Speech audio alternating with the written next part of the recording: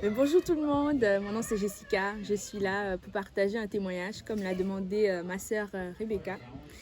Et j'ai vécu quelque chose dans les rues, moi ça fait déjà un petit bout que je vais dans les rues et tout ça. Puis j'ai un témoignage particulier qui pourrait toucher tous ceux qui vont dans les rues ou tous ceux qui ont à cœur d'y aller. C'est l'histoire de quelques frères et sœurs et moi. On était partis évangéliser un jour.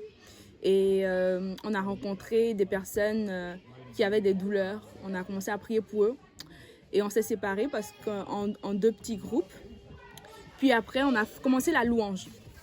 Puis en faisant la louange, c'était comme une louange très, très spontanée. J'avais une sœur de la Suède qui était en train de jouer de sa guitare. Et les paroles coulaient comme ça du Seigneur. Et on s'est arrêté devant des personnes qui ressemblaient vraiment à des gangsters, en tout cas des personnes qui étaient vraiment addictes de quelque chose. Là. Si vous voyez ces personnes, vous n'aurez pas envie de comme attendre devant eux.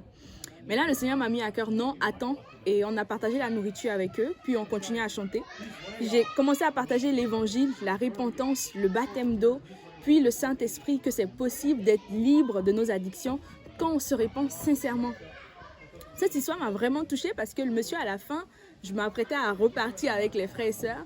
Puis il a dit non, vous partez pas. Vous pouvez pas semer quelque chose comme ça et partir. Moi, je veux donner ma vie à Jésus. J'en ai marre de la drogue, de la cigarette et tout ça. Puis on a pris un café ensemble avec les frères et sœurs. Puis là, on a commencé à lui partager l'évangile avec des cops. Puis il a vraiment compris la nécessité de donner notre vie à Christ, d'être réconcilié avec Dieu au travers des eaux du baptême et de recevoir l'Esprit Saint pour marcher en nouveauté de vie. Donc, ce qui est arrivé, c'est que là, on a fini de prendre le café avec lui. Il a tout compris. Il s'était mis à pleurer. Puis, il a même dit, tu sais, j'ai une petite amie, mais je vais tout arrêter avec elle parce que c'est pas bon. C'est pas bon. Cette relation, elle est malsaine.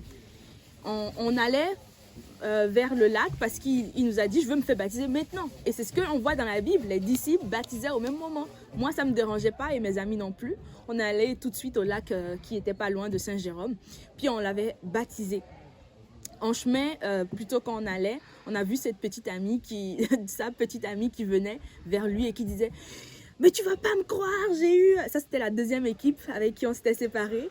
Elle dit, tu vas pas me croire ce qui est arrivé. Il y a cette madame et lui, ils ont prié pour moi. Mon pied était petit, tu te rappelles, je boitais, je suis guérie, j'ai plus mal au dos. Et je veux me faire baptiser, mais j'ai dit, si Dieu veut vraiment que je lui donne sa vie, il faut que toi, tu donnes ta vie à Christ. Puis là, il regardait, puis il a dit, ben voyons, moi, je veux me faire baptiser là pour le Seigneur, je veux pas t'attendre toi là. Puis elle dit, ben si c'est ça, moi non plus je t'attends plus, si t'as vraiment compris là, et t'ont tout raconté, c'est ça, et t'ont parlé de Jésus aussi. Puis c'était rempli de joie, d'émotion, et même moi, mon cœur, c'était comme, waouh, ce n'était pas nous, mais c'était le Saint-Esprit, c'est lui qui convainc les cœurs. Puis là, on les a baptisés, on a prié, puis le monsieur, il a reçu le Saint-Esprit. Et elle a vraiment senti comme une paix qui est descendue sur elle. On a beaucoup prié pour eux, on les a mis en contact pour faire des suivis avec d'autres couples qui étaient dans la région pour prendre soin d'eux. Puis ça, c'est vraiment un témoignage qui m'a beaucoup touchée.